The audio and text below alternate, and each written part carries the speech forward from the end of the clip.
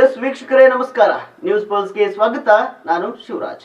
ಹಾವೇರಿ ಜಿಲ್ಲೆಯ ಮೆಕ್ಕೆಜೋಳ ರೈತರಿಗೆ ಸಮಸ್ಯೆಗಳು ಒಂದಾದ ಮೇಲೆ ಒಂದು ಎದುರಾಗ್ತಿವೆ.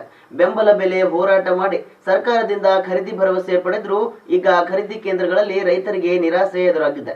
ಬ್ಯಾಡಗಿ ಎಪಿಎಂಸಿ ಕೆಎಂಎಫ್ ಖರೀದಿ ಕೇಂದ್ರದಲ್ಲಿ ರೈತರು ತಂದ ಮೆಕ್ಕೆಜೋಳವನ್ನು ತೇವಾಂಶ ಹೆಚ್ಚು, ಫಂಗಸ್ ಇದೆ ಎಂಬ ಕಾರಣಕ್ಕೆ ರಿಜೆಕ್ಟ್ ಮಾಡಲಾಗುತ್ತಿದೆ ಎಂದು ಆರೋಪಿಸಿದ್ದಾರೆ. ನೋಂದಣಿ ವೇಳೆ ಸ್ಯಾಂಪಲ್ ಒಪ್ಪಿಗೆ ನೀಡಿದ ಅಧಿಕಾರಿಗಳು ನಂತರ ಬಂದ ಮೆಕ್ಕೆಜೋಳವನ್ನು ತಿರಸ್ಕರಿಸುತ್ತಿದ್ದಾರೆ ಎಂಬುದು ರೈತರ ಬೇಸರವಾಗಿದೆ.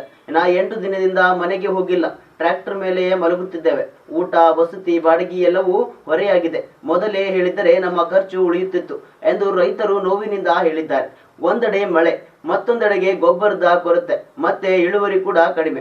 ಇಷ್ಟೆಲ್ಲ ಕಷ್ಟಪಟ್ಟು ಬೆಳೆದ ಮೆಕ್ಕೆಜೋಳಕ್ಕೆ ಈಗ ನ್ಯಾಯಯುತ ಬೆಲೆ ಸಿಗದೆ ರೈತರು ತೀವ್ರ ಬೇಸರ ವ್ಯಕ್ತಪಡಿಸಿದ್ದಾರೆ.